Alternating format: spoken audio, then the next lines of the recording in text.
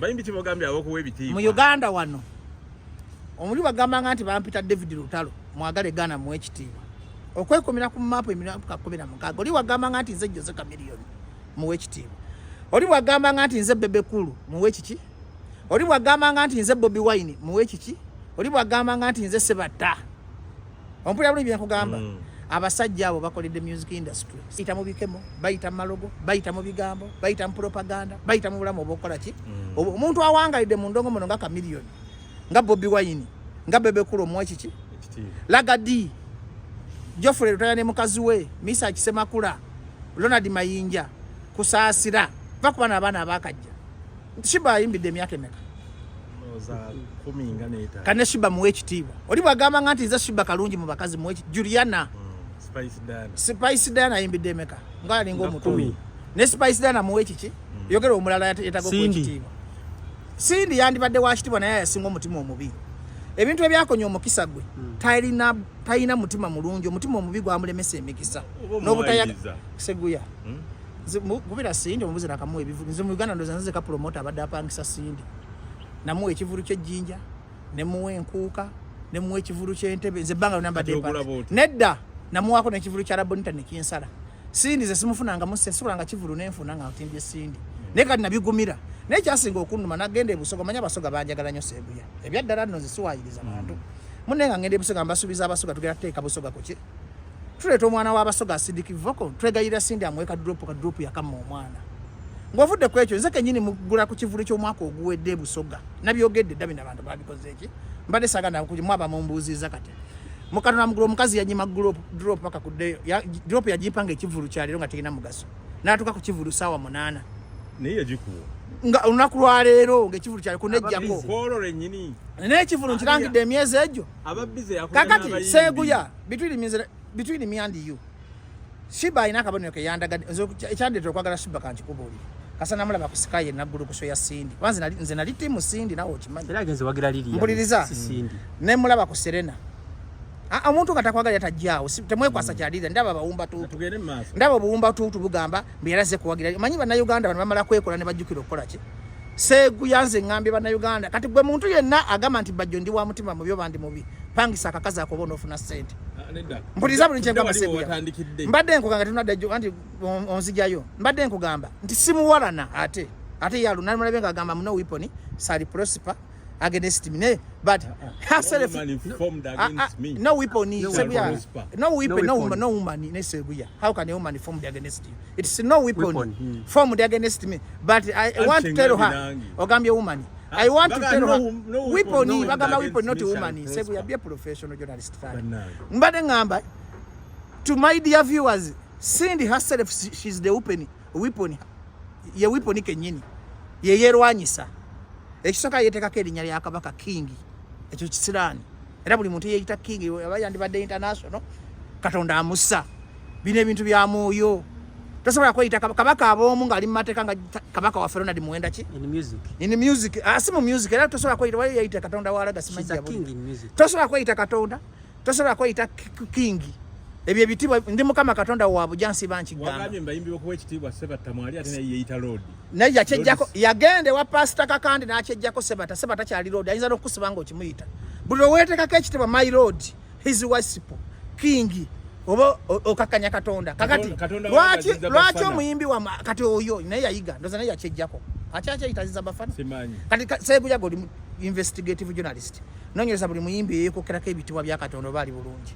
kakati kino kimufuula upcoming ate bwe yamanye yanditegedde ndako ti neeyise Katonda King n'agamba kambe n'omutima omulungi kati asidiki voko ly omwana omuto gwe tuzimba obuzimbi omumu otya drop ekigaano genda ku show ya Sheebah kuba bamukubira n'abalimba lima b'omwami yakakomawo si kituufu owakana organize mubuuzi Bajjo bitali tugamba abayimbi okuwa ekitiibwa baweddeyo abayimbi okuwa ekitiibwa nkugambye Sebata David Lutalo Chameleone Bebe Kulu Bobi Wine Lagadi Misaki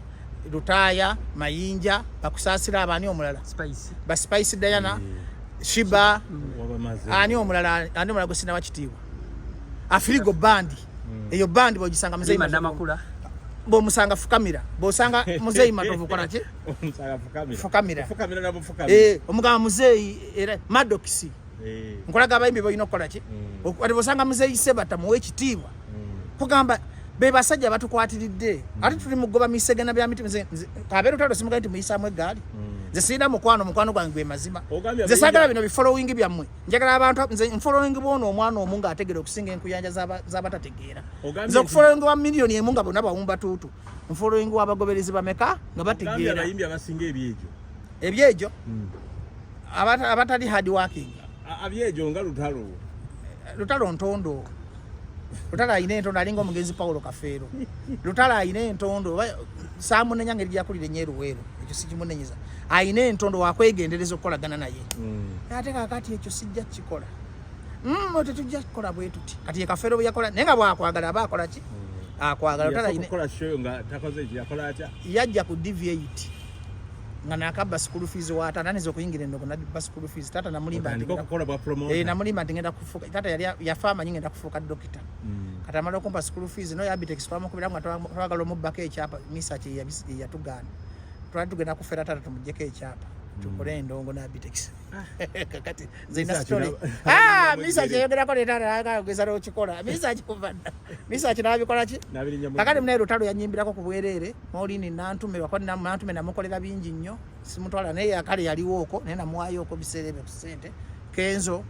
abayimbi binatandika nabo yani omulada Kenzo bamwa sente Kenzo namuwa na next zali nyingi yanyamba buyambi ne Kenzo sagala muwa iriza bambi Bebe Cool yo chimanti muyimbi yasoko kumpa ku bakadde 15 nagenda ku Kalozi bagande mufunia sponsor netugenda ku Darling nampaki Bebe Cool yali mukwano gwange naye mutima mubi nze bolabanga njawukanye n'omuntu ompulya bulungi manya ntoyika ekikyamu Lutalo tetuwangadde emyaka tugenda mu abiri naye Bebe Cool talimba okimanyi naye asuddi yakati kankolage kibayita Bebe nga yakakulaba omujjako n'ennyonyi akakakati gwe ngenda kufuula mugagga gwe kati jukira akuteka mulali ayine enkola ya mukama we Museveni nga yakakulaba akyamuka kakati gwe olaba gwe buno obusente butwale nze bapita munene tata wange minister yakikola omulundi ogwo yadda muna ampite emabega ne yetuukira mu bagagga ne bagoba embwa ya Bajjo Bebe yomuko bayimbi abasinga okugaba yagaba Bebe Cool manyiza omuntu wakola ekintu embasi mwagala akola ki Bebe Cool mugabi naye alina akamanyiro n'ettima tutagala bigamba kati okogera byange lwaki omutya mugabi naye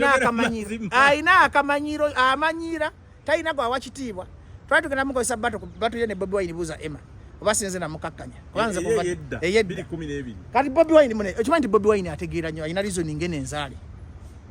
kati kankubira mu bantu abalina amagezi amazaale kati singa Bebe Cool afunayo 0.01 ku magezi ga Bobi Wine singa Bebe Cool wakabi singa tamanyi bayimbi bonna naye kimusumbwa alina kimusumbwa ono we mwogera olaba talizoninga ekintu akikwatanga bwazze nkubulira mazima Bobi Wine ali nze sowana ateze kati nze ngamba Bobi Wine sinze mugambe bijamu bye Bobi alizoninga national nagamba nze mukulembeze owencha njagala ntuuka okubafuga ompulya Seguya nga temugaa nti bayitalina bita wangenda kusoma degree nsome masters nsome ne PhD emyaka 9 gimala okubimala byonna onoba mulamu Seguya ate omusibako nnyo buli lonsa Seguya ngenda kufa buli lonsa nga onkozesa ebiramo oyogera bibozi byako Seguya okufa kwange okulinako plan nawe gobyogera buli kaseera atubadde wali ogambye luyimba lwa Lutalo kyo lwakuwonya sirimu oluyimba lwa Lutalo yayimba baluyitanga gundi embwa y'ekatwe yannuma erabika yagwadda lweruma embwa ate nga Lutalo engeri gye yafaana ebiseera ebyo nalowooza oba yali emulumye nenge ndo mukebera munenga mulamu twekebeza naye kakati we namulabangako bwenti n'abasanya video nengamba kanyambala obupiira era Seguya abantu bonna abalaba Mukedde TV mwambala obupiira bamukebeze embwa y'ekatwe eruma